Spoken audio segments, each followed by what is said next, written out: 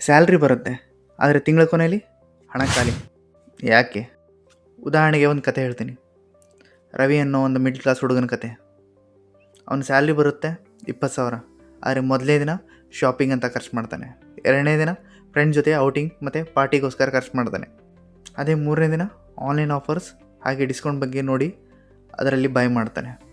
ಹೀಗೆ ಮಾಡ್ತಾ ತಿಂಗಳ ಕೊನೆಯಲ್ಲಿ ಮತ್ತೆ ಅದೇ ಸಾಲ.